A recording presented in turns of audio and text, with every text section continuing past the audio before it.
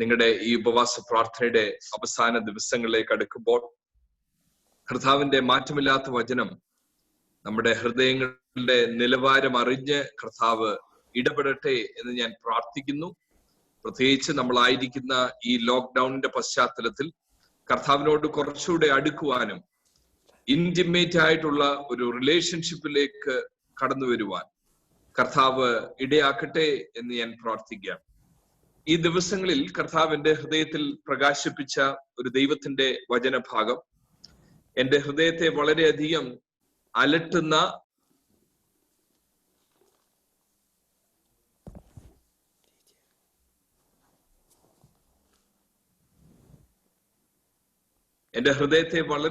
ചിന്തിപ്പിച്ച ഒരു വേദഭാഗം.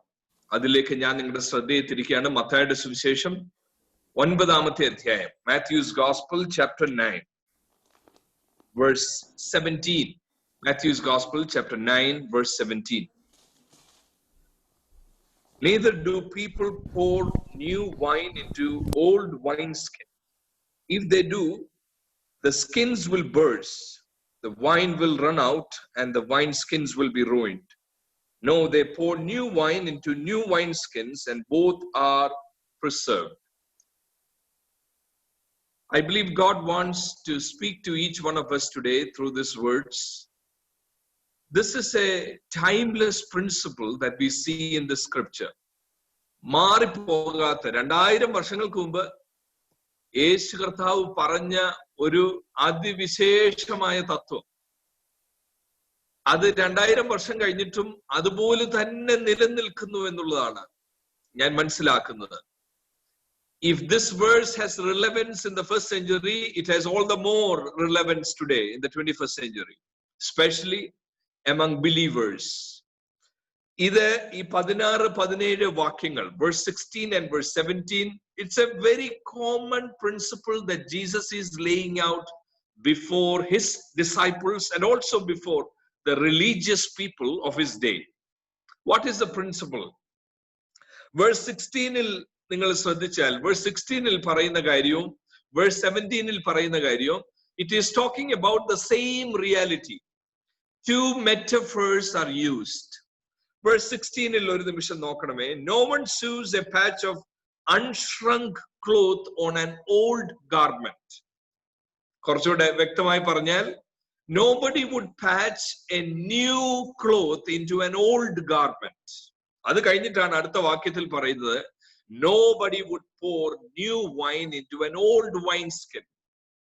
ഇതെന്താ ഇവിടെ അർത്ഥമാക്കുന്നതെന്ന് ചോദിച്ചാൽ, first of all, the literal meaning of that.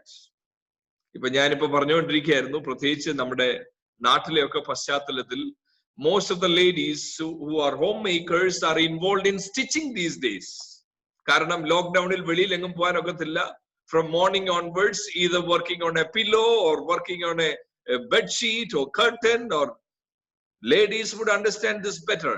എന്താന്ന് ചോദിച്ചാൽ, old cloth is already shrinked and nobody would patch a new cloth. എന്ന് പറഞ്ഞാൽ, ഒരു നന കഴിയുമ്പോ, after one wash, what would happen is the new cloth will shrink, then it will tear off, meaning it is not compatible. New clothes stitching to an old garment is not compatible. Nobody would do that, Jesus says. എന്താ ഈ wine സ്കിന്നിനോടുള്ള ബന്ധത്തിൽ തുരുത്തി എന്ന പദമാണ് മലയാളത്തിൽ എഴുതിയിരിക്കുന്നത്. Now in the first century, ഈ wine skin is made out of goat skin. ആനിമൽസിന്റെ സ്കിന്നിൽ നിന്നാണ് ഉപയോഗിച്ചിരുന്നത്.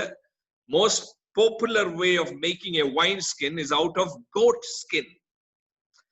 ന്യൂ വൈൻ സ്കിൻ ഒരു പ്രത്യേകതയുണ്ട്. എന്താണെന്നറിയാമോ ന്യൂ വൈൻ സ്കിന്റെ പ്രത്യേകത? പുതിയ തുരുത്തിയുടെ പ്രത്യേകത എന്താന്ന് ചോദിച്ചാൽ, if you put new wine into new wine skin, the wine skin will stretch. ഈ ഫെർമെന്റേഷൻ നടക്കുമ്പോ, പുതിയ വൈൻ അങ്ങോട്ട് ഒഴിച്ചു കഴിയുമ്പോ, wine has got a characteristics of its own. Fermentation happens, gas will be formed, it will be stretched. New wineskin pratyegada, it will stretch, it is flexible.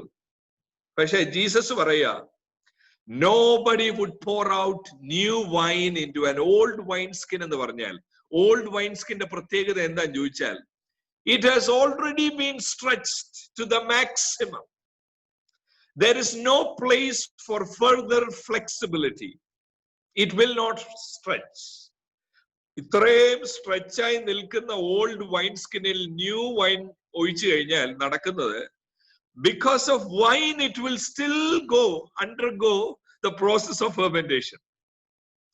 Wine skin നോക്കിയല്ല wine fermentation പ്രോസസ്സിൽ പോകുന്നത്. Wine അതിന്റെ character അത് continue ചെയ്തുകൊണ്ടിരിക്കും. Now Jesus പറയുന്നത് what will happen is this wine skin will burst. Wine will run out. ഞാൻ നിങ്ങളിൽ ചിലരോടുള്ള ദൈവത്തിന്റെ ആലോചന ഈ പ്രാരംഭ നിമിഷത്തിൽ തന്നെ പറയാം. Let me start off by asking this question. Are you a new wine skin? കർത്താവിന് ഈ തലമുറയിൽ can God do something new with your life? Are you willing to stretch? Are you a flexible person? Are you a person open to the working of the Holy Spirit? Or have we created categories? Or have we created frame box? Yeah, I know God how he will work. He will only work like this. This is the mark of holiness. This is the mark of anointing. Have we come up with our own convenient forms of frame? Other question. കഴിഞ്ഞ ദിവസങ്ങളിൽ കർത്താവ് എന്നെ challenge ചെയ്തുകൊണ്ടിരിക്കുന്നത് ജോ I want to pour out a new wine in your life. A new wine in the sense something that would transform you.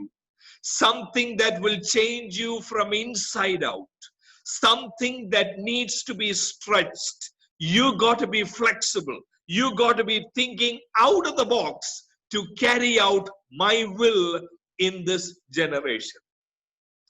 ഞാനൊരു വശത്ത് ഒരു challenging tone ഉണ്ടെങ്കിൽ തന്നെ I am grieving in my spirit because most of us are in a very rigid format.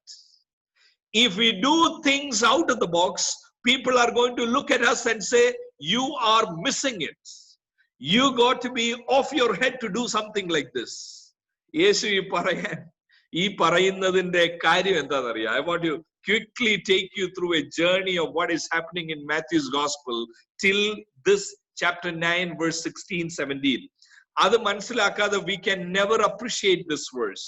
We can never understand this verse for all its worth without going through a journey of what Matthew is doing. മത്തായിയുടെ സുവിശേഷം, the main premise of this gospel is to present Jesus as the king of Jewish people. ഒരല്പമെങ്കിലും if you have taken an effort to study God's word at some level, I am sure you would know that all the gospel writers have their own emphasis. Mark's gospel emphasis is to show that Jesus is the suffering servant. Matthew's gospel, if you look at chapter 1 and verse 1 itself, the premise of this gospel, the theme of this gospel is loud and clear. Mathai എന്ന സുവിശേഷകൻ ഈ സുവിശേഷം എഴുതുന്നത് മനുഷ്യരെ സന്തോഷിപ്പിക്കാൻ വേണ്ടിയല്ല, അവരെ ത്രസിപ്പിക്കുവാൻ വേണ്ടിയല്ല, ഒരു വലിയ ദൂത് കൈമാറുവാൻ വേണ്ടി. എന്താണെന്നറിയാമോ ദൂത്? Look at chapter 1 and verse 1. This is the genealogy of Jesus the Messiah, the son of God, the son of Abraham. എന്താണെന്നറിയാമോ മത്തായി ശ്രമിക്കുന്നത്? ദാവീദിന്റെ സന്തതിയായി, അബ്രഹാമിന്റെ സന്തതിയായി, വാഗ്ദത്തത്തിന്റെ നിവൃത്തിയായി വന്ന യേശു. പക്ഷെ ഈ ജീനിയോളജിക്ക് ഒരു പ്രശ്നമുണ്ട്. എന്താണെന്നറിയാമോ ജീനിയോളജിയുടെ പ്രശ്നം? There are 4 women characters in this genealogy. ആരൊക്കെയാണെന്നറിയാമോ? Including Mary, it is 5. Who are the 4 women characters? Tamar, Rahab, Ruth, and Bathsheba. Now, let me tell you, in the first century, for a Jewish person to write a genealogy with women characters itself is scandalous. ആരും ചെയ്യത്തില്ല അത്. 1-ാം നൂറ്റാണ്ടിലെ യഹൂദന്മാര് അവര് വംശാവലി എഴുതിയിരുന്നു.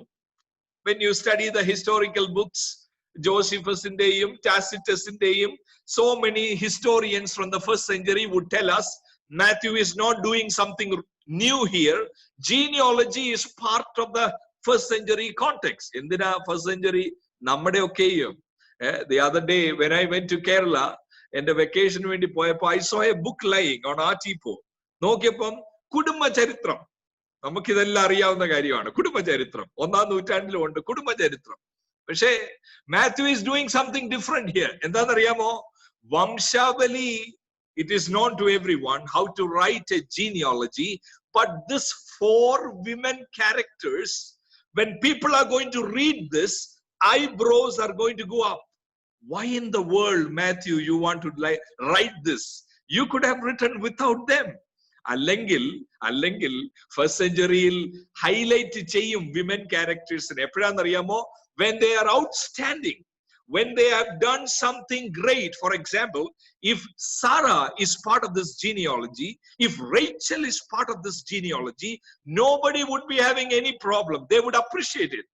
But who is there in this genealogy?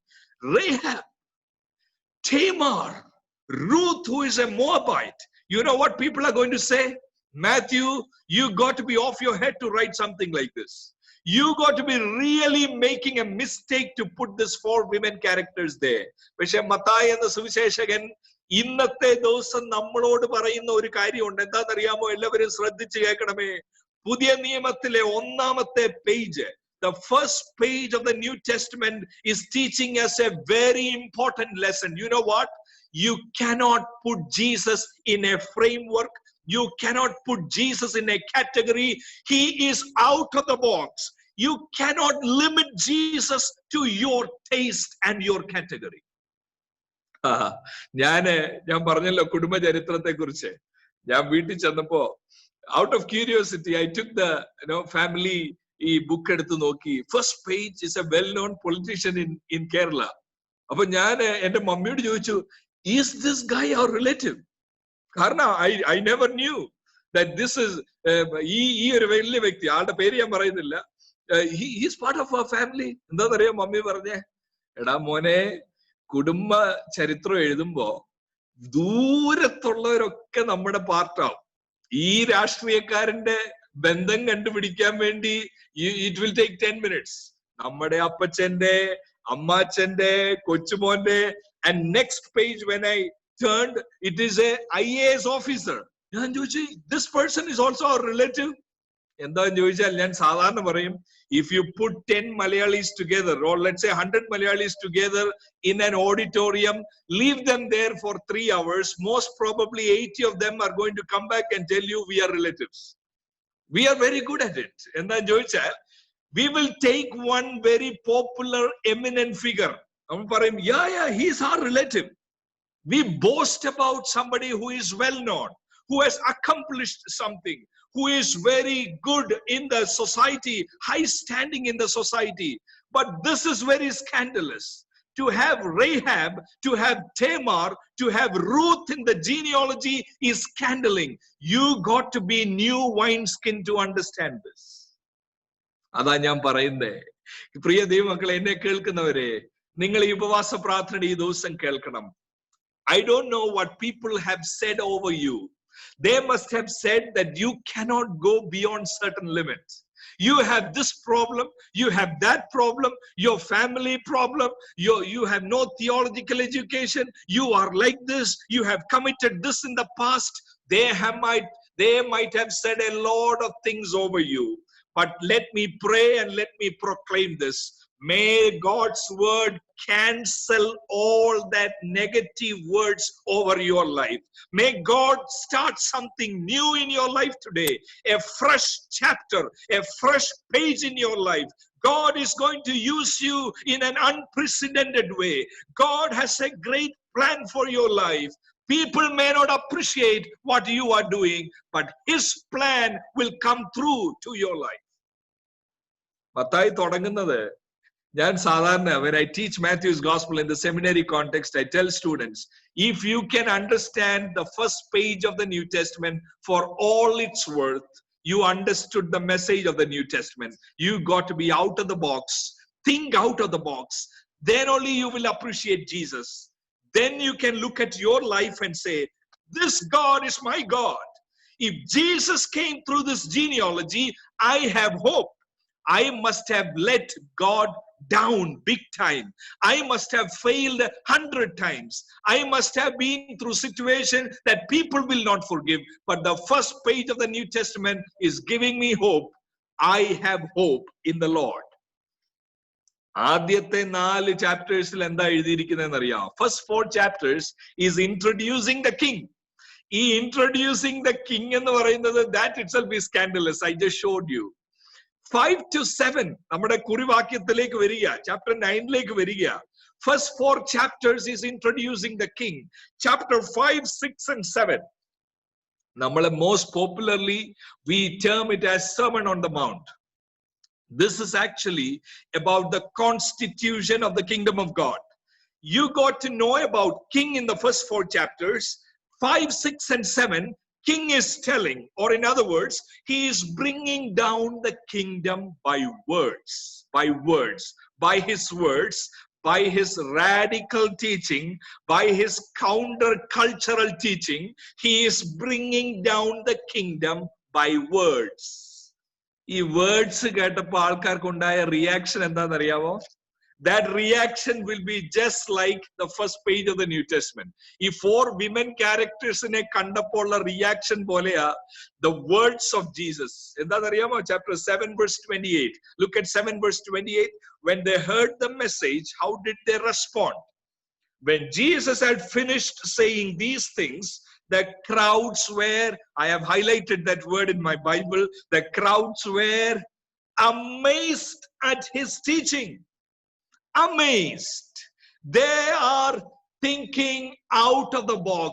I need to think out of the box to understand this teaching. കാരണം യേശുവിന്റെ first word എന്താണെന്നറിയാം? What is the first word? He is going up to the mountain. And വചനം പഠിക്കാൻ താല്പര്യമുള്ള ആരെങ്കിലും ഉണ്ടെങ്കിൽ it's very interesting. ഈ ഗിരിപ്രഭാഷണം എന്നുള്ളത്, Sermon on the Mount എന്നുള്ളത്, it is also there in another gospel. It is in Luke's gospel. In Luke's gospel, you don't see Jesus on a mountain. You will see Jesus on a plain land.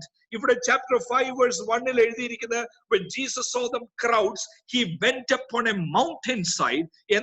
Is there any significance for mountain? Of course there is. എന്താ significance എന്ന് ചോദിച്ചാൽ, just like Moses who was on a mountain, he was handing over the law to the people. Just like that, here is a prophet like Moses. Not enough. Somebody greater than Moses. He is passing on the constitution of the kingdom of God, but he is speaking with authority. അതല്ലേ ആൾക്കാർ പറഞ്ഞത് 7:20, because he taught as the one who had authority and not as their teachers of the law. വചനം ശുശ്രൂഷിക്കുന്ന മിനിസ്ട്രിയിലുള്ള ആരെങ്കിലും എന്നെ കേൾക്കുന്നുണ്ടെങ്കിൽ, receive this word for your life. എന്താണെന്നറിയാം? God wants to put his signature on you. You will sound different. There will be a special anointing on you. Jesus stood apart from others. You know why? Not because of his cleverly well-crafted 3-point sermons. He stood above others. He was different from others because he spoke with authority. ഇന്നത്തെ ദിവസം ഞാൻ പ്രാർത്ഥിക്കുക, Lord, give us that anointing, a special portion of your anointing that would mark us different from others. ഞാൻ എപ്പോഴും പറയും, this generation, our generation has seen lot of pastors, lot of preachers, lot of tele-evangelists. What we need to pray for is not for another tele-evangelist, not for another preacher. We should ask Lord, make me a different voice. Just like John the Baptist in the wilderness. Make me a man with authority. Not to look at what I can get from people, not to soothe their itching ears, not to please people, but to be a voice of God who may sound differently. People may not appreciate all what we say, but enough if Master is pleased with us. Jesus is an out-of-box character. His genealogy is out of the box. His teaching is out of the box. First കാര്യം യേശു പറയുന്നത്, blessed are the poor in spirit എന്ന chapter 5 verse 3. You know, the religious people would, first time when they hear this, they will get the shock of their life. എന്താണെന്നറിയാമോ? All these while they have learned, blessed are the rich in spirit. എന്ന് പറഞ്ഞാൽ എന്താ? Blessed are those who fast twice a week.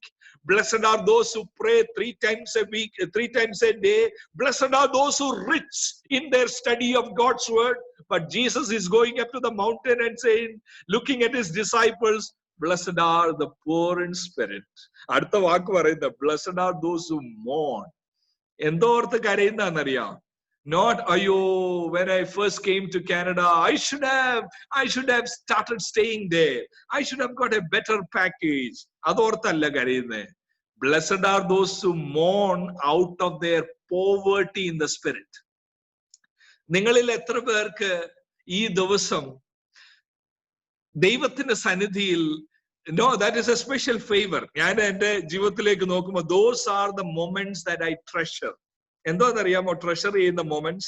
Not when I jump out of joy when I got something from the Lord, but the moments when my eyes are filled with tears, when tears roll over my cheek, not because I missed anything materially. Lord, I am not like you in many areas. I cannot forgive at times.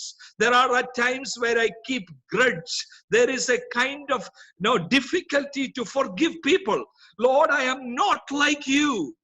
Out of the poverty in the spirit, when our eyes are filled with tears, ഞാൻ നിങ്ങളോട് പറയട്ടെ, in your particular family context that you are living in, it is one thing to pray, it is one thing to study God's word, but in the family context, in a given family context, if husband and wives cannot pray together, if we cannot be reconciled, if there are still issues between husband and wife, the words that we have spoken, the curse words that we have said, the shouting in front of our children, the anger that bursts out at times, let me tell you, we should cry. Lord, I did not display Christ-likeness before my children. I am good with singing. I am good with my vocals. I am good with music, but I am not like you. യേശുവിന്റെ teaching എന്ന് പറഞ്ഞാൽ, it is so countercultural. The spiritual people of his day would never appreciate this. They would sit there and look at each other, from where did he get this teaching? Blessed are those who mourn. Blessed are those who are pure in heart. And ഞാൻ അത് കൂടുതൽ expose ചെയ്യുന്നില്ല, because we have to come back to our keywords. യേശു പറയുന്ന പല കാര്യവും chapter 6-ൽ പറയുന്ന 6:19-ഉം 20 ഒക്കെ, I wish we will just read on a daily basis. കേട്ടോ, chapter 6 verse 19 and 20, because we hardly hear anybody preaching from those verses. എന്താ 6:19 and 20-ൽ പറയുന്നത്? Do not store up for yourselves treasures on earth where moths and vermin destroy, where thieves break in and steal. ഇവരെന്തോ പഠിച്ചുകൊണ്ടിരിക്കുകയെന്നറിയാമോ ഈ കേൾക്കുന്നവര്? The spiritual people have learned Old Testament very well. അവിടെ അവരുടെ main figure എന്ന് പറയുന്നത് Abraham. God blessed Abraham. He has servants. He has material possession. We are children of Abraham. We also will possess many things. Wealth is the sign of God's favor. എന്ന് പറഞ്ഞിരിക്കുന്നവരോട് യേശു പറയുക, wealth is not the sign of God's favor. You do not store up for yourself treasure on earth. God's favor is not measured by how much money is there in your bank. God's favor is not measured by what car you drive, what house you live in. God's blessing is measured. Ephesians 1 in the language പറഞ്ഞാൽ, we are blessed in the heavenly realms with all spiritual blessing. ഇന്നത്തെ ദിവസം ഞാൻ നിങ്ങളോട് പറയട്ടെ, നിങ്ങളുടെ മേലുള്ള ദൈവത്തിന്റെ അനുഗ്രഹം തിരിച്ചറിയുന്നത് നിങ്ങൾക്ക് എന്തുണ്ട് എന്നുള്ളതല്ല, ഈ ലോക സ്ഥാപനത്തിന് മുമ്പ് നമ്മളെ അവൻ തെരഞ്ഞെടുത്തു. He has chosen us before the creation of the world. By the blood of his son, he has redeemed us. By Holy Spirit, he has sealed us. This is what makes us blessed people in this generation. അപ്പോ His genealogy, if ever anybody has to appreciate Jesus's genealogy, they got to be thinking out of the box. യേശുവിന്റെ ഉപദേശം appreciate ചെയ്യണമെങ്കിൽ they should radically revisit what they already know. എന്ന് പറഞ്ഞാൽ they must unlearn before they could learn the teachings of Jesus. 8 and 9 നമ്മുടെ കുറുവാക്യത്തിലേക്ക് വരിക. Why is Jesus saying about new wine skin? എന്തുകൊണ്ടാണെന്നറിയാമോ? Chapter 8:1 കാണുന്നത് when Jesus came down from the mountainside. ഞാന് നിങ്ങളോട് കുറച്ച് മുമ്പേ ഓർപ്പിച്ചല്ലോ, most probably Matthew is presenting Jesus as a new Moses. അതുകൊണ്ട് ആ മൗണ്ടനിൽ Jesus is on a mountain. Surprisingly, you know what happened in what is happening in chapter 8 and 9? 8 and 9 വളരെ interesting രണ്ട് chapters are. You know how many miracles are arranged there? 10 miracles. Not 8, not 12, 10 miracles. What is the significance of this 10? എന്തൊക്കെയാ miracles? Let us quickly go through it. ഒന്നാമത്തെ miracle എന്ന് പറയുന്നത് 8 when Jesus is coming down from the mountain, Jesus is cleansing the leper. കുഷ്ഠരോഗിയെ ശുദ്ധമാക്കുന്നു. First miracle. രണ്ടാമത്തെ miracle എന്താണെന്നറിയാമോ? ശതാധിപന്റെ ബാല്യക്കാരനെ സൗഖ്യമാക്കുന്നു. മൂന്നാമത്തെ മിറക്കിൾ എന്താണെന്നറിയാമോ? പത്രോസിന്റെ അമ്മായിയമ്മയെ സൗഖ്യമാക്കുന്നു. നാലാമത്തെ miracle he is calming the storm. അഞ്ചാമത് he is casting out two demon possessed persons. അത് കഴിഞ്ഞിട്ട് പാരലറ്റിക് മാൻ, പിന്നെ ജൈറസിന്റെ ഡോട്ടറിനെ സുഖമാക്കുന്നു, പിന്നെ രക്തസ്രാവക്കാരത്തി സ്ത്രീയെ സൗഖ്യമാക്കുന്നു, 2 അന്ധന്മാരെ സൗഖ്യമാക്കുന്നു, പിന്നെ ഭൂതഗ്രസ്തനായ ഒരു ഊമൻ. ഈ 10 ഞാൻ വേഗത്തിൽ പറയാൻ ഒരു കാര്യമുണ്ട്. എന്താണെന്നറിയോ? Is the number 10 ringing something in your mind? എന്തുവാ 10ന്റെ relevance? It is nothing but when people of Israel was brought out from the Egyptian captivity, എത്ര പ്ലേഗ് ആയിരുന്നു അവിടെ? Most probably Matthew is reminding his audience. Mathai ഓർമ്മപ്പെടുത്തുക, you cannot put Jesus in a box. Jesus is not mere carpenter's son. Jesus is not mere a teacher from Nazareth. He is God. He is the one who brought people out from Egypt with the 10 plagues. Just like that, here is 10 miracles establishing the kingdom by works. 5, 6, 7, it is establishing the kingdom by words. That is so countercultural. Now this is establishing the kingdom not by words but by works.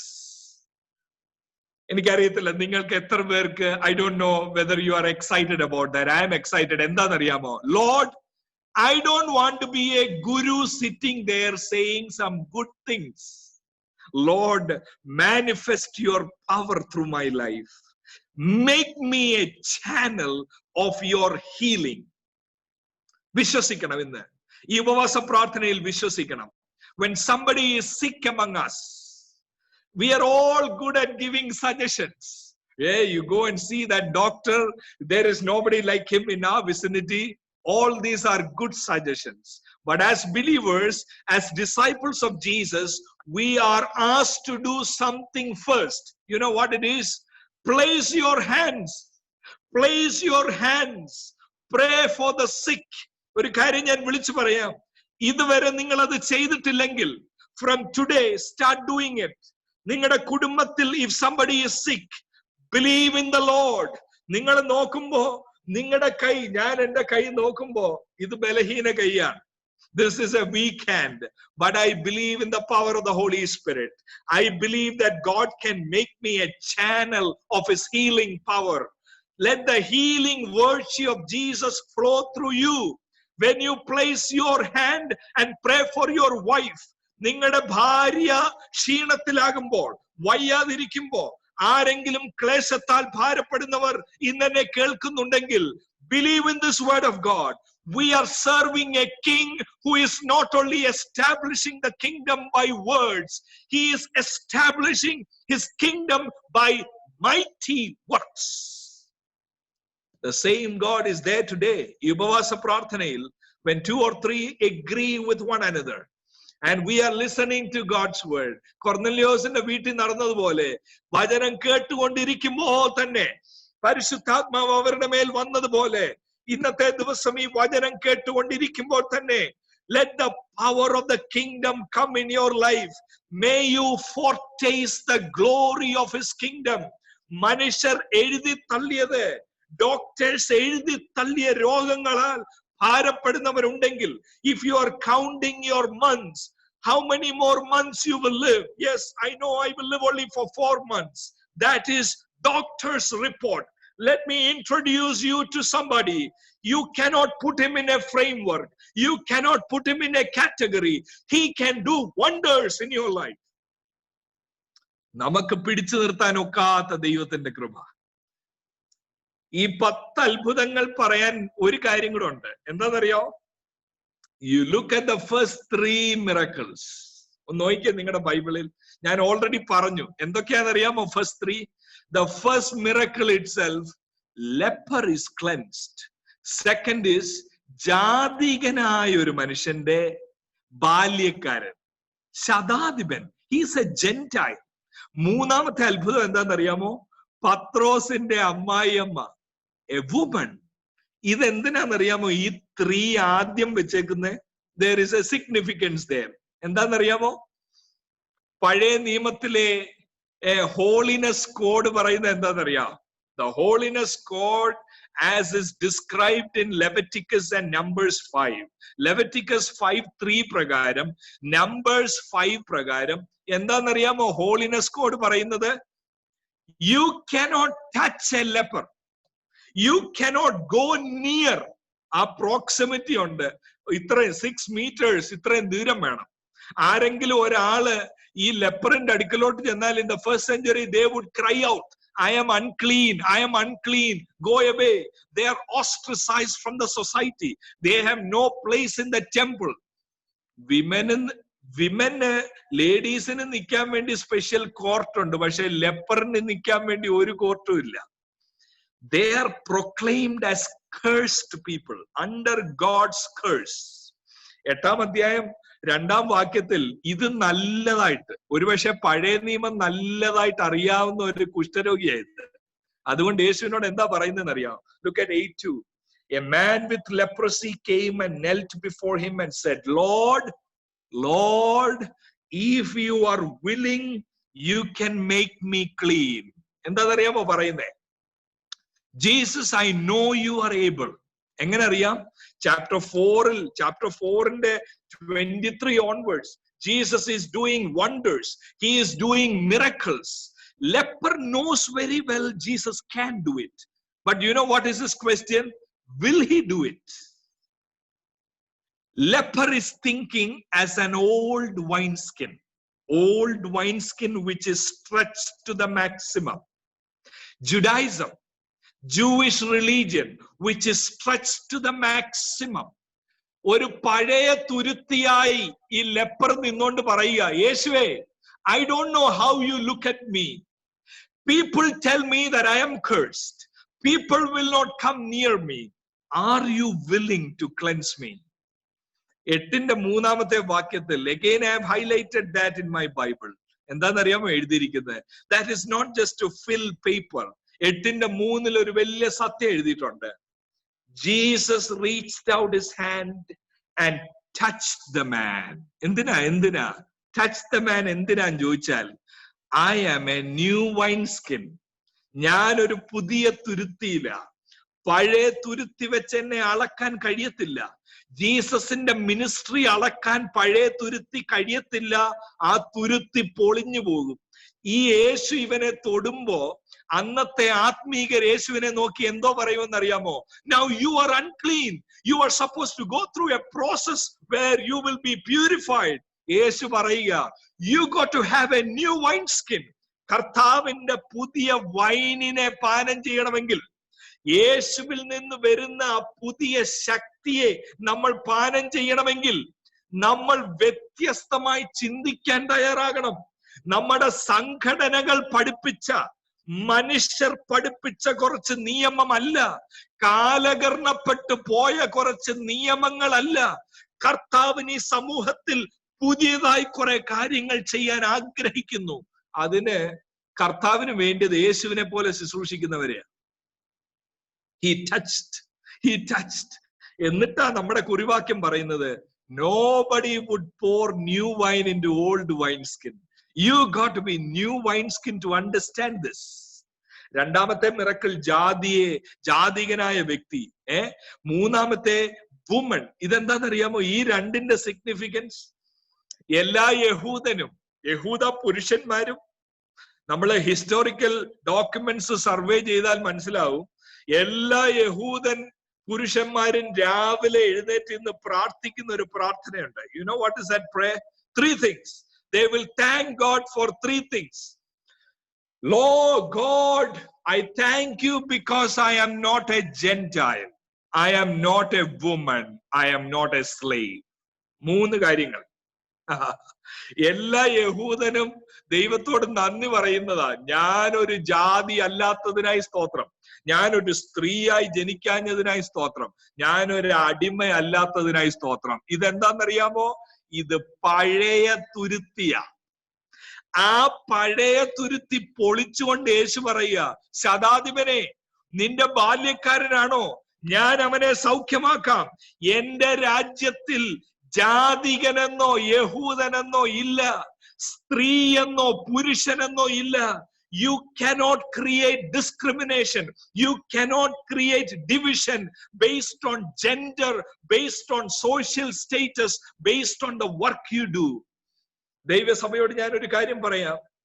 Our denominations and churches have failed miserably in this area. ഞാന് ചില സഭകളെ കുറിച്ച് ഓർക്കുമ്പോൾ, I personally know, ഞാൻ എന്റെ ഉപരിപഠനം നടത്തിയപ്പോ my thesis was on this, equality in the body of Christ. അതിന്റെ ഭാഗമായി to write my thesis I had to do some empirical studies. അങ്ങനെ പഠിച്ചു ചെന്നപ്പോ I was surprised to discover, you know what, ഇന്നും ആത്മീകരുടെ ഇടയിൽ, ഞാൻ സംഘടനയൊന്നും പറയുന്നില്ല, ചില സംഘടനകളുടെ ഇടയിൽ you have 2 separate general conventions. You know why? എന്തുകൊണ്ടാ ഈ 2 general convention എന്നറിയാം? One is for the white, one is for the black, one is for the upper caste, one is for the lower caste. What kind of gospel is this? How are we making Jesus visible to the people around? എന്നെ കേൾക്കുന്ന എല്ലാവരോടും, may I plead with you, may I urge you, with our lives, let us break the barriers. Let us break the barriers intentionally, deliberately. Power of the Holy Spirit is not just to clap our hands. Power of the Holy Spirit is not just to scream and shout. Power of the Holy Spirit is to break down barriers. Barrier of gender. ചിലർ ഇപ്പോഴും ചിന്തിച്ചിരിക്കുന്നത് ladies have no role. ലേഡീസിന്റെ ആകെക്കൂടെ role എന്ന് പറഞ്ഞാൽ cut vegetables, earn some money.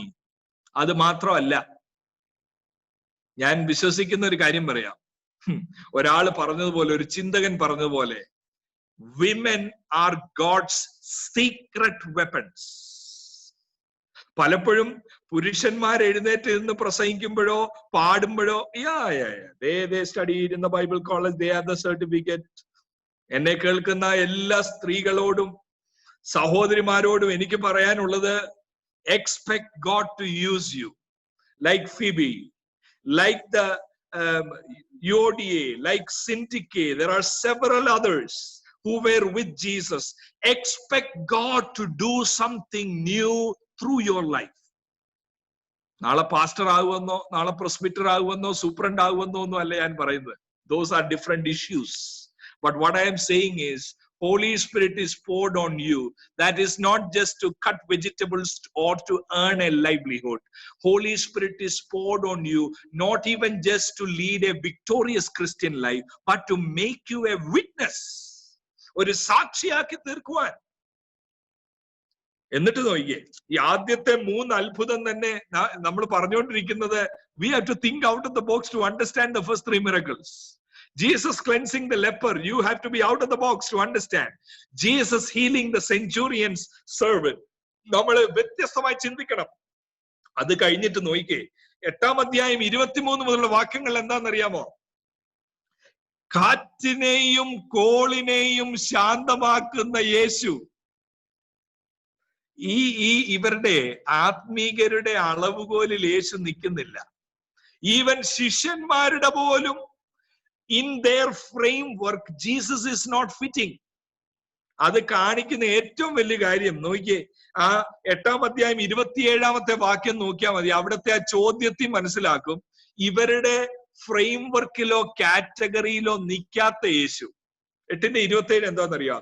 The men were amazed. ഈ വാക്ക് നിങ്ങൾ ഇതിനു മുമ്പ് കണ്ടിട്ടുണ്ടോ? ഞാൻ പറഞ്ഞല്ലോ, ഞാൻ എന്റെ ബൈബിളിൽ അണ്ടർലൈൻ ചെയ്യുന്ന ഒരു വാക്കാ, they were amazed. എപ്പോഴാന്നറിയാമോ? Not only with his words. 7-ാം അധ്യായം 28-ാമത്തെ വാക്യത്തിൽ യേശുവിന്റെ ഉപദേശത്തിൽ അവർ അതിശയിച്ചു. 1-ാമത്തെ പേജിൽ യേശുവിന്റെ വംശാവലിയിൽ അവർ അതിശയിച്ചു. ഇവിടെ പറഞ്ഞിരിക്കുന്നത്, യേശു കാറ്റിനെയും കടലിനെയും ശാന്തമാക്കിയപ്പോ അവര് പറയുന്ന ഒരു കാര്യമുണ്ട്. They were amazed and asked, what kind of a man is this? ചില ട്രാൻസ്ലേഷനിൽ എന്താ എഴുതിയിരിക്കുന്നതെന്ന് അറിയാമോ? What kind of a human being is this? We are not able to understand. He is not fitting the frame which he created, which we created for him. ഇന്നൊരു സത്യം ഞാൻ നിങ്ങളോട് വിളിച്ചു പറയാം. ഈ 10 അത്ഭുതങ്ങളും കാണിക്കുന്ന വേറൊരു കാര്യം കൂടെ ഉണ്ട്. എന്താണെന്നറിയാമോ? ആദ്യത്തെ 3 അത്ഭുതങ്ങൾ രോഗത്തിന്റെ മേലുള്ള യേശുവിന്റെ അധികാരത്തെയാ കാണിച്ചത്. ഇവിടെ കാണിക്കുന്ന അത്ഭുതങ്ങൾ, ഈ അത്ഭുതം എന്തോ കാണിക്കുന്നതെന്നറിയാമോ? രോഗത്തിന്റെ മേൽ മാത്രമല്ല അവന്റെ അധികാരം, പ്രകൃതിയുടെ മേൽ അധികാരമുള്ള യേശു പോരാ. അടുത്ത അത്ഭുതം കാണിക്കുന്നത് പിശാചിന്റെ മേൽ അധികാരമുള്ള യേശു. 8, 9, 10 അത്ഭുതങ്ങൾ കാണിക്കുന്നത് എന്താണെന്നറിയാമോ? യായിറോസിന്റെ മകളെ സൗഖ്യമാക്കുമ്പോ കാണിക്കുന്നത് എന്താണെന്നറിയാമോ? പ്രകൃതിയുടെ മേൽ അധികാരമുള്ളവൻ മാത്രമല്ല, രോഗത്തിന്റെ മേൽ മാത്രമല്ല, മരണത്തിന്റെ മേലും അധികാരമുള്ള യേശു. ഇന്നത്തെ ഈ ദിവസം ഞാൻ നിങ്ങളോടൊരു കാര്യം പറയാം. നിങ്ങളുടെ പ്രാർത്ഥനാ വിഷയം എന്തുമാകട്ടെ, അത് ഈ കാര്യം I don't think I can expect a miracle. Don't ever say that. For anything, under any situation, you can expect Jesus to intervene in that situation. യേശുവിന് ഇന്റർവീൻ ചെയ്യാൻ ഒക്കാത്ത ഒരു സാഹചര്യവും ഇല്ല. ഒരു പ്രാർത്ഥനാ വിഷയവും മാറ്റിവെക്കരുതേ. സിക്നസിന്റെ മേലോ നേച്ചറിന്റെ മേലോ മാത്രമല്ല, ഈവൻ ഡെത്ത് ഇറ്റ്സെൽഫ്. ഇതിന്റെ കൂടെ ഒരു കാര്യം കൂടെ ചേർത്ത് ഞാൻ പറയാം. ഞാനിവിടെ പറഞ്ഞു വെക്കുന്നത് no, none of us will die out of sickness എന്നല്ല. ചിലർ അങ്ങനെ പറയുന്നുണ്ട്. When you hear it, it is so appealing. ചിലർ പറയും, your body is a temple of the living God, so no sickness can be in your body. ഞാൻ പറയുന്നത്, this is unbalanced teaching. ചിലപ്പോ രോഗം പിടിച്ചേക്കാം, ചിലപ്പോ നമ്മൾ ഉദ്ദേശിക്കുന്ന പോലെ സൗഖ്യം കിട്ടിയില്ല എന്ന് വന്നേക്കാം. ഇതിന്റെ ഒരു പ്രധാന കാര്യം ഞാൻ സാധാരണ ഓർപ്പിക്കുന്നത് ഞാൻ നിങ്ങളോട് ഓർപ്പിക്കാം. A whole lot of our thinking is shaped by the way we select songs and sing it. ചില മലയാളം പാട്ട് എന്തോന്ന് അറിയാമോ പറയുന്നേ? ബാധ നിന്റെ കൂടാരത്തിൽ അടുക്കത്തില്ല, രോഗം നിനക്ക് വരത്തില്ല. അത് പാടുമ്പോ നമുക്ക് ഭയങ്കര ഉത്സാഹമാണ്. രോഗം, ഞാൻ വീഴത്തില്ല, എനിക്ക് രോഗം വരത്തില്ല. പക്ഷേ ഭക്തന്മാർ പാടിയ പാട്ട് എന്താണെന്നറിയാം?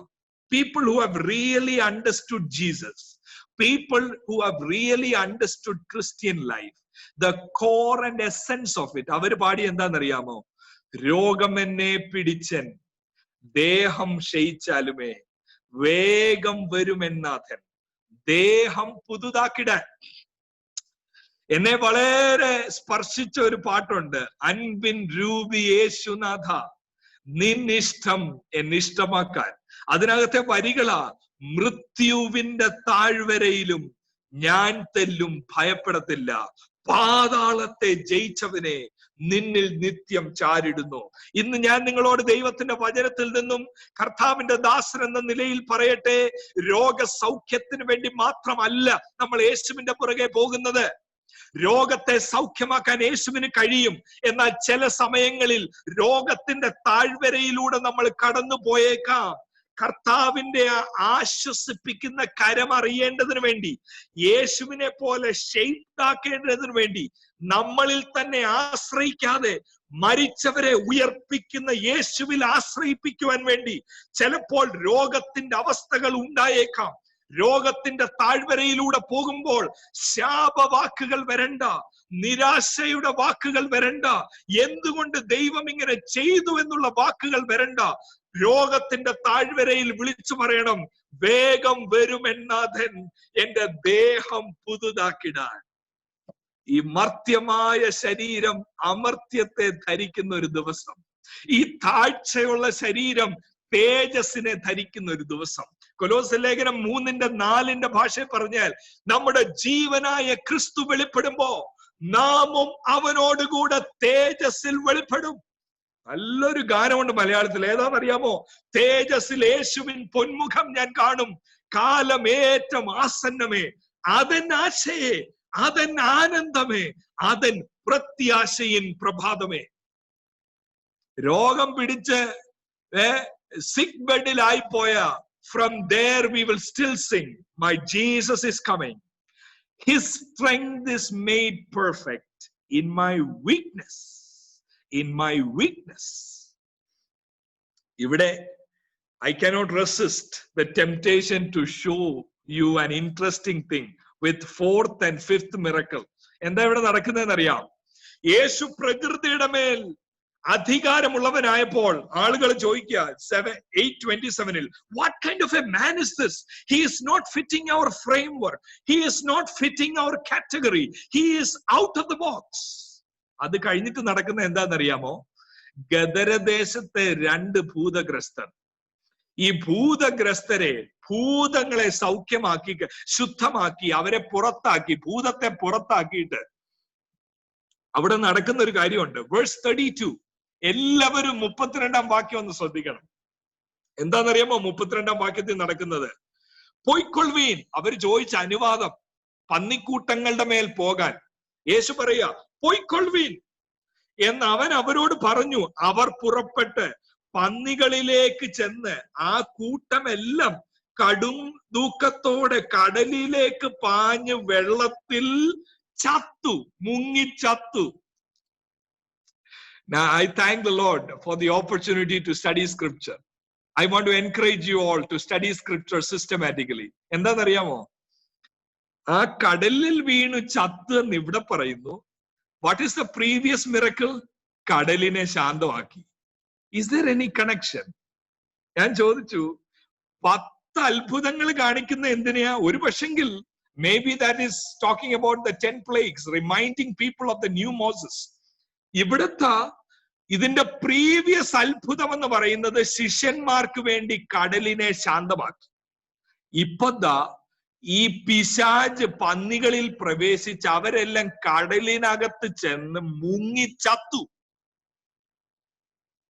ഇത് for sure it is referring to something in the Old Testament. എന്താണെന്നറിയാം?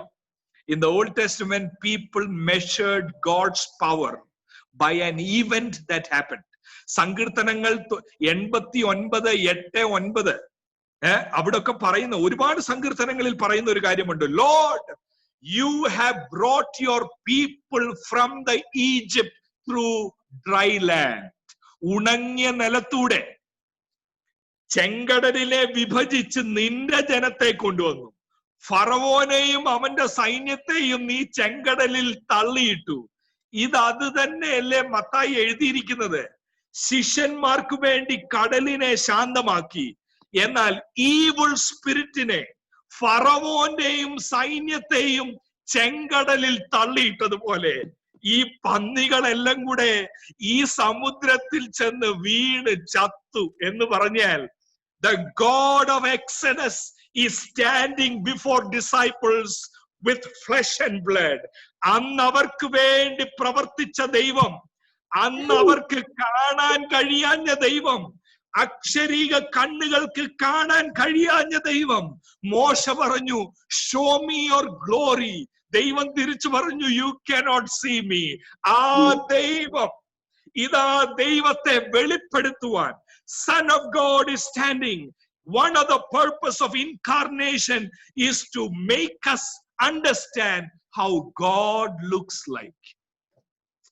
ദൈവത്തെ വെളിപ്പെടുത്തുവാൻ വന്ന യേശു. ജോൺ ചാപ്റ്റർ 1:18 അങ്ങനെയല്ലേ എഴുതിയിരിക്കുന്നത്? തന്റെ ഏകജാതനായ പുത്രൻ പിതാവിനെ വെളിപ്പെടുത്തുവാൻ വന്നവൻ, പിതാവിന്റെ ശക്തിയെ പ്രദർശിപ്പിക്കാൻ വന്നവൻ, എങ്ങനെയുള്ളവനാ എന്ന് കാണിക്കുവാൻ വന്നവൻ. പ്രിയ ദൈവമക്കളെ, ഇത് കേൾക്കുമ്പോ ഇത് കേവലം കഥയായിട്ടല്ല കേൾക്കേണ്ടത്. ഈ യേശുവിനെ നമ്മുടെ ജീവിതത്തിൽ സ്വീകരിക്കുവാൻ നമുക്ക് കഴിഞ്ഞല്ലോ. നമ്മുടെ ഉൾക്കണ്ണിനെ അവൻ തുറന്നല്ലോ. ഈ ലോകത്തിന്റെ പ്രഭു അവിശ്വാസികളുടെ കണ്ണിനെ കുരുടാക്കിയിരിക്കുമ്പോ, നമ്മുടെ തന്നെ കുടുംബത്തിലുള്ള അനേകർക്ക് യേശുവിനെ മനസ്സിലാക്കാതിരിക്കുമ്പോ, നമ്മുടെ തന്നെ കുടുംബത്തിലുള്ള അനേകർക്ക് ഉപവാസം പരിഹാസമായി തോന്നുമ്പോൾ, ദൈവസന്നിധിയിൽ ഉപവസിച്ച് പ്രാർത്ഥിച്ച് ജീവനുള്ള യേശുവുമായി ബന്ധപ്പെട്ട് നിൽക്കുന്ന നമുക്കൊരു കാര്യം ഇന്ന് പകൽ തിരിച്ചറിയണം. Lord, thank you for opening my inner eyes so that I can know you for all your worth. അങ്ങ് ആരാണെന്ന് എനിക്ക് മനസ്സിലാക്കാൻ. അടുത്ത ഒരു 5 to 7 minutes കൂടെ ഞാൻ സംസാരിക്കത്തുള്ളൂ. പക്ഷെ I want to show you an important thing. യേശുവിന്റെ genealogy out of the box, യേശുവിന്റെ teaching out of the box, യേശുവിന്റെ അത്ഭുതങ്ങൾ ഔട്ട് ഓഫ് ദ ബോക്സ്. ഇന്നത്തെ മെസ്സേജ് ഇതാ, are you a new wine skin? ഇതുപോലെ ഔട്ട് ഓഫ് ദ ബോക്സ് ദൈവം ചെയ്യിപ്പിക്കാൻ നമ്മൾ തയ്യാറാണോ? അതാ ചോദ്യം. അടുത്ത അത്ഭുതത്തെ കുറിച്ച് വിവരിക്കാൻ സമയമില്ല. അടുത്ത അത്ഭുതം ഇപ്പൊ നമ്മൾ കണ്ടതിനെക്കാട്ടിൽ എല്ലാം കോൺട്രവേഴ്ഷ്യലാ. യേശു ഒരാളുടെ കണ്ണി നോക്കി പറയുക, ഞാൻ നിന്റെ പാവത്തെ മോചിച്ചിരിക്കുന്നു. കേട്ടവരെല്ലാം എന്തോ പറഞ്ഞെന്ന് അറിയാമോ? 8-ാം 3-ാം വാക്യം, നീ ദൈവദൂഷണം പറയുന്നു. You are not fitting our frame. You are not suppose to say that.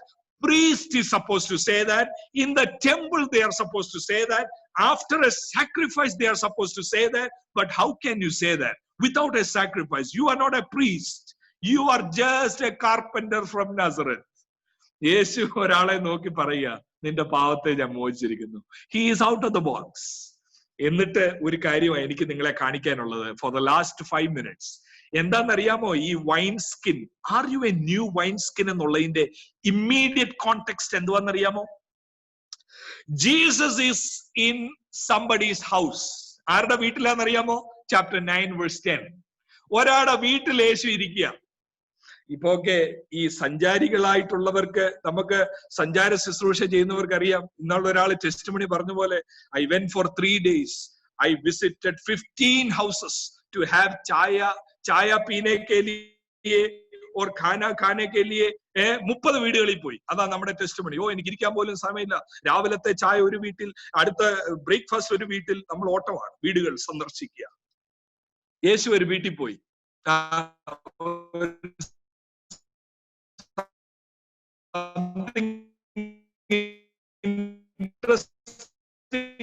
ഞാൻ പറയാം, Jesus went for food. In all the houses there was problem. കാരണം എന്താണെന്നറിയാമോ? He is out of the box. നമ്മൾ ചിലപ്പോ ഒരാളുടെ വീട്ടിൽ പോകും, നമ്മൾ പറയും, ഓ എന്തൊരു നല്ല, I feel something very different. He came to our house. What a nice experience. If you are hosting Jesus in your house, you are going to have a lot of shock. എന്താന്ന് ചോദിച്ചാൽ, കുറച്ചു നേരം വീട്ടിൽ ഇരുന്നപ്പം സഖായി എന്ന മനുഷ്യൻ പറയാ, I will give half of my possession to the poor. Do you want Jesus to come into your life? ഇത്രയും നാളും this is blessing, God has blessed me എന്ന് പറഞ്ഞു വെച്ചോണ്ടിരുന്നിട്ട് സഖായി യേശു ഒന്നും പറഞ്ഞില്ല. യേശു വീട്ടിൽ വന്നപ്പോ തന്നെ പറയാ, half of my possession I am giving away. ആരോടെങ്കിലും ഞാൻ കളവായി വാങ്ങിച്ചിട്ടുണ്ടെങ്കിൽ ഞാൻ ഇത്ര മടങ്ങ് തിരിച്ചു കൊടുത്തേക്കാം. ഇതങ്ങനെ ഒരു സിറ്റുവേഷനാ. യേശു ഒരു വീട്ടിൽ കഴിക്കാനിരിക്കുക. പക്ഷെ ബിഗ് പ്രോബ്ലം എന്താണെന്നറിയാം? Problem because is out of the box. അതാ പ്രോബ്ലം. 8-ാം അധ്യായം 11-ാമത്തെ വാക്യം നോക്കിയേ. 9 verse 11, chapter 9 verse 11. When the Pharisees saw this, they asked his disciples. യേശുവിനോട് ചോദിക്കാൻ ധൈര്യമില്ല. കാരണം എന്താണെന്നറിയാമോ? They have seen what happened with nature. They have seen what happened with evil spirit. They have seen what happened with paralytic man. They have no guts to ask Jesus this question. They are coming to disciples and asking. ഞാൻ എന്റെ പാരഫ്രൈസ്ഡ് വേർഷനിൽ പറയാം. Why is your guru out of the box? അതാ ചോദിക്കുന്നത്. നോക്കിക്കേ 11-ാമത്തെ. When Pharisees saw this, they asked his disciples, why does your teacher eat with tax collectors and sinners? ആരാ ഇത് ചോദിക്കുന്നത്? The most spiritual people, the most holy people. പക്ഷെ ഒറ്റ പ്രശ്നമേ ഉള്ളൂ. They are old wine skin. സ്ട്രെച്ചായ wine skin ആയത്. ഇതിനകത്ത് പുതിയതൊന്നും കയറ്റാൻ ഒക്കത്തില്ല. കാരണം എന്താണെന്നറിയാമോ? ഓൾറെഡി ഒരു ബോക്സ് ഉണ്ടാക്കിയിരിക്കുക. എങ്ങനെയാ ബോക്സ് ഉണ്ടാക്കിയിരിക്കുന്നത്? 15:2 പ്രകാരം ഇതെല്ലാം ട്രഡീഷനാ പ്രശ്നം. Tradition. Now I rejoice in the Lord because it was my grandfather who first came out from an Orthodox church to believe ജീസസുമായിട്ട് ഒരു വ്യക്തിപരമായ ബന്ധത്തിൽ മുഴുകൽ സ്നാനം സ്വീകരിച്ച് he came out of the Orthodox church tradition. അപ്പൊ I always praise God, Lord, thank you, because I am born in that kind of a family where I can look up to my dad, my grandfather. Thank you, Lord. പക്ഷെ ഒരു കാര്യമുണ്ട്, എന്താണെന്നറിയാം? Good traditions are good, but there are some things which are handed over which is not so good, which is hindering the work of the Lord. ചില box create ചെയ്തിട്ടുണ്ട്. എന്താ box എന്ന് പറഞ്ഞാൽ? A minister of God should be like this. If you are doing ministry, it should be like this. You cannot do ministry with a job. അതെന്ന് പറഞ്ഞാൽ ചെല്ല് പറയുന്നത്, see, ഈ ഓർ ബിസിനസ് ഉണ്ടല്ലോ, or business is devils biggest tactic. എന്താണെന്നറിയാമോ? ചെല്ല് പറയുന്ന or എങ്ങനെയാണെന്നറിയാമോ? വിശ്വസിക്കുന്നുണ്ടോ അതോ ഹോസ്പിറ്റലിൽ പോവാന്നോ? It may sound very spiritual. Faith undo or you are taking medicine. ഈ or is very dangerous. എന്താണെന്നറിയാമോ? നമ്മുടെ മനസ്സിൽ കൊണ്ടുവരുന്നത് you have to choose between these two. If you are going to hospital, that shows you have no faith. അങ്ങനെ അല്ല ദൈവമക്കളെ. It is not or. It is, do you have faith? Even when you go to hospital to see a doctor, your eyes is on the doctor, your eyes is on Jesus. ചില വലിയ ഹോസ്പിറ്റലിൽ എഴുതി വെച്ചിരിക്കുന്നത് ഞാൻ കണ്ടിട്ടുണ്ട്. And I take that with all my heart. എന്താ ചോദിച്ചാൽ, we care, God cures. ഒരു ഹോസ്പിറ്റലിൽ പോയി ഏറ്റവും വലിയ സർജനായ എന്നെ ഓപ്പറേറ്റ് ചെയ്തെന്ന് പറഞ്ഞുകൊണ്ടിരിക്കാനൊക്കത്തില്ല. God has to heal you. ഈ ഓർ ബിസിനസ് എന്താണെന്നറിയോ? മിനിസ്ട്രിയിലും ഈ ഓർ വന്നു. എന്താ ഓർ എന്നറിയാമോ? So, മോനെ, do you work or you will serve the Lord? എന്താണെന്നറിയാമോ? Or you have to choose between these two. If you work, then പലരുടെ മനസ്സിൽ എന്താണെന്നറിയാമോ? Then you are not trusting the Lord. If you work, that shows you love money. If you work a good professional person as an engineer or as a medical doctor in a marketplace. ഇതിന്റെ ഉദാഹരണം പൗലോസ് അപ്പോസ്തലൻ അന്ന് എടുത്തു കാണിക്കാൻ സമയമില്ല. ഞാൻ പറയുന്ന ഇതേ ഉള്ളൂ. We have to think out of the box for God to do something new in us. ഈ ഓൾഡ് ഫോർമാറ്റിൽ വന്നാൽ you are limiting yourself. Old wine skin has stretched. New wine അതിനകത്തോട്ട് വന്നാൽ it will burst. Your life will count for nothing. ഇന്നത്തെ ദിവസം പ്രാർത്ഥിക്കേണ്ടത്, Lord, make me a new wine skin. Make me like Jesus. He was so out of the box. പരീശൻ പറയുക, നിങ്ങളുടെ ഗുരു എങ്ങനെയാ ഇവരോട് ഇരുന്ന് കഴിക്കുന്നേ? എന്നിട്ട് സമയം കഴിയുന്നു. എന്നിട്ട് 14-ാമത്തെ വാക്യത്തിൽ ഒരു കാര്യം ചോദിക്കുന്നുണ്ട്. എന്താണെന്നറിയാമോ? 9:14 യോഹന്നാന്റെ ശിഷ്യന്മാർ വന്ന് ചോദിക്കുന്ന ഒരു ചോദ്യമാണ്. John's disciples came and asked him, how is it that we and the Pharisees fast often? ഞങ്ങളും പരീശന്മാരും വളരെ ഉപവസിക്കുന്നു, നിന്റെ ശിഷ്യന്മാർ ഉപവസിക്കാത്തത് എന്താ? അപ്പോഴാ യേശു പറഞ്ഞത്, you need a new wine skin. എന്ന് പറഞ്ഞാൽ എന്താണെന്നറിയാം? ഇവരുടെ ചോദ്യം എന്താണെന്നറിയാമോ? In my paraphrased version it is like this: when you are supposed to fast, why are you feasting? അതാ ചോദ്യം.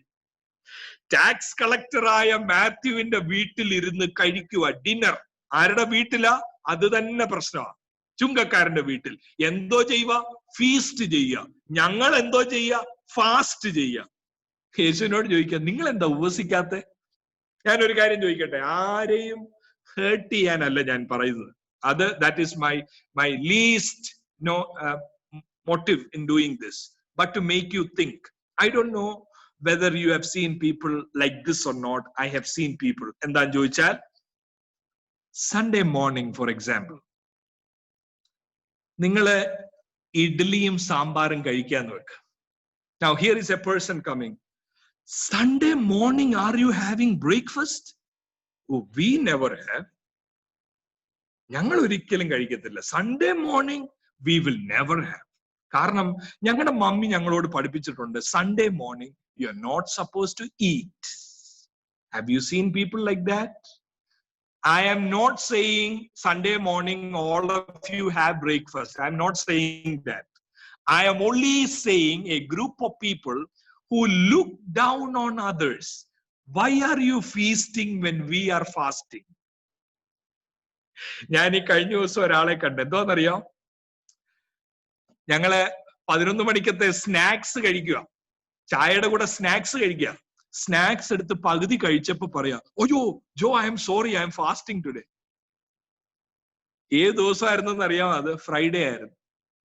അപ്പൊ ഞാൻ അവിടെ ഇരുന്നപ്പോ തന്നെ ചിന്തിച്ചു, മൈ ഗോഡ്, ഫാസ്റ്റിങ്ങിന് എന്തോ ചെയ്യേണ്ടത്? ഫാസ്റ്റിങ്ങിന് പ്രാർത്ഥിക്കണം. പക്ഷെ എന്തിനാ ഇപ്പൊ ഫാസ്റ്റ് ചെയ്യുന്നതെന്ന് അറിയാമോ? Just as A tradition. ഭക്ഷണം കഴിച്ച് പകുതി ആയപ്പോ പറയാം, അയ്യോ I M fasting. What did you do from the beginning? From the beginning of the day 6 മണി മുതൽ എന്തോ ചെയ്തു? നത്തിങ്. വാച്ച്ഡ് ഗുഡ്, എന്തായാലും ഫേസ്ബുക്കിൽ കണ്ടു, കുറച്ചു നേരം വീഡിയോ ഗെയിം കളിച്ചു. 11 മണി ആയപ്പോ സ്നാക്സ് കഴിച്ചുകൊണ്ടിരിക്കുന്നതിനിടെ അയ്യോ ഞാൻ ഫാസ്റ്റിംഗ് ആയിരുന്നു. This is A very wrong tendency. ഞാൻ പറയുന്നത് fast ചെയ്യണ്ടെന്നല്ല. all of us, I have to fast, you have to fast. Jesus fasted in Matthew chapter 6 verse 16 and 18. Disciples must fast. ഞാൻ മനസ്സിലാക്കുന്നത്, this is a fasting prayer which is very much in line with God's word. പക്ഷേ I am raising a caution board here. എന്താണെന്നറിയാമോ caution board? Don't fast for the sake of fasting. While you are fasting, don't look down on others who are not fasting. എനിക്കറിയത്തില്ല, നിങ്ങൾ കണ്ടിട്ടുണ്ടോ? ഞാൻ കണ്ടിട്ടുണ്ട് ചില fasting ഒക്കെ, especially if it is 21 days ഒക്കെ നടക്കുമ്പോൾ ചിലർ ആദ്യത്തെ ദിവസങ്ങളിൽ ഒന്നും പ്രത്യക്ഷപ്പെടത്തില്ല. അവർ അവസാന ദിവസം വരും, അവസാന 3 ദിവസം വരും. എന്ന് പറഞ്ഞാൽ എല്ലാം ഒന്ന് ചൂടായി കഴിഞ്ഞിട്ട്. ഈ 1-ാം ദിവസം മുതൽ ഫാസ്റ്റ് ചെയ്യുന്നവരുടെ റിയാക്ഷൻ ഞാൻ ശ്രദ്ധിച്ചിട്ടുണ്ട് പലപ്പോഴും. അവരുടെ റിയാക്ഷൻ എന്താണെന്നറിയാമോ? In the church service itself they will look back. വന്നിരിക്കുക, ഇത്രയും ദിവസം എവിടെ ആയിരുന്നു? ഞങ്ങൾ 1-ാം ദിവസം മുതൽ ഇവിടെ പട്ടിണി കിടക്കുക, ഞങ്ങൾക്ക് ദൈവം തരാതൊന്നും നിനക്ക് തരത്തില്ല. You know their attitude. Fasting is suppose to be to make you humble, താഴ്ത്താൻ. പക്ഷെ most of the time you know what fasting does? It creates a sense of pride. യേശു എന്താ ഇവിടെ പറയുന്നതെന്ന് അറിയാമോ? Come out of the box. Don't fast because you are supposed to, as a tradition. ഈ മൊസൈക ലോയിൽ എത്ര ദിവസം ഫാസ്റ്റ് ചെയ്യണമെന്ന് അറിയാമോ ഭക്തൻ? once in a year only. Leviticus chapter 16 പറയുന്നു, only on the day of atonement you are supposed to fast. പക്ഷെ പഴയ നിയമത്തിൽ ഒരുപാട് ഉപവാസങ്ങളുണ്ട്, ഒന്നിൽ കൂടുതൽ. ദാനിയേലിന്റെ ഉപവാസം, നെഹമ്യാവിന്റെ ഉപവാസം, എസ്തറിന്റെ ഉപവാസം, യോനയുടെ ഉപവാസം, പല പല ഉപവാസങ്ങൾ. അതെല്ലാം വോളണ്ടറിയാ. യേശുവിന്റെ സമയത്തെ ആത്മീകർ എത്ര ദിവസം ഉപവസിച്ചെന്നറിയാമോ? ആണ്ടിൽ ഒരിക്കലല്ല, ആഴ്ചയിൽ 2 ദിവസം. ഏതൊക്കെ ദിവസം ഉപവസിച്ചെന്നറിയാമോ? On Monday and Thursday. എന്തുകൊണ്ടാ മൺഡേ തേഴ്സ്ഡേ എന്നറിയാമോ? ഈ 2 ദിവസമായി യെരുശലേമിൽ ഏറ്റവും കൂടുതൽ ആള് വരുന്നത്, അവർക്ക് കാണിക്കാൻ വേണ്ടി. Monday and Thursday, Jerusalem is filled with people. They would fast on those 2 days. എന്തിനും ചോദിച്ചാൽ they can ask this question. ആൾക്കാർ എടുക്ക ചെന്ന്, you are not fasting, you are feasting, we are fasting. യേശു അവരോട് അടുത്ത വാക്യം പറഞ്ഞിട്ട് ഞാൻ നിർത്താൻ പോവുക, അല്ലെങ്കിൽ I tend to speak more. I apologize for the 5 minutes extra. കേട്ടോ, ഈ 15th verse പറയുന്നത്, when you fast, don't fast out of a ritualistic experience. 15 പറയുന്നത്, how can the guests of the bridegroom, ആ വാക്ക് ശ്രദ്ധിച്ചോ, fasting has to be done out of a relationship, not out of ritual. ഒരു ബന്ധത്തിൽ നിന്ന്, bride ഗ്രൂമുമായ ഒരു ബന്ധത്തിൽ നിന്ന്, പഴയ തുരുത്തിയിലല്ല, ഓൾഡ് വൈൻ സ്കിന്നിലല്ല, റിച്വൽ ആയിട്ടല്ല, out of a relationship you spend time. എന്നിട്ട് ഫാസ്റ്റിംഗ് നടക്കേണ്ട ഒരു കാര്യമുണ്ട്, അവിടെ എഴുതിയിട്ടുണ്ട്, how can the guests of the bridegroom മോൺ, ദുഃഖിക്കുന്നത്. ഉപവാസത്തിൽ നടക്കേണ്ട എന്താണെന്നറിയാമോ? ഉപവസിക്കുന്ന എല്ലാവരോടും ഞാൻ പറയാം, അവിടെ യേശു പറയാ, ബ്രൈഡ് ഗ്രൂം പോകുമ്പോ, മണവാളൻ പോകുമ്പോ ശിഷ്യന്മാരെ ഉപവസിക്കും. ഉപവാസത്തിൽ നടക്കേണ്ടത് morning, deep agony, tears, that should characterize our fasting, not a self-centered pride created around self-righteousness. May God help each one of you to think out of the box. God wants to do something new in your life. Jesus' teaching was out of the box. His genealogy was out of the box. His miracles, it was out of the box. The way he operated with sinners. He hated sin, but he loved sinners. It was out of the box. May God help us to be new wineskin to contain the new wine. God bless you all. Thank you, Pastor.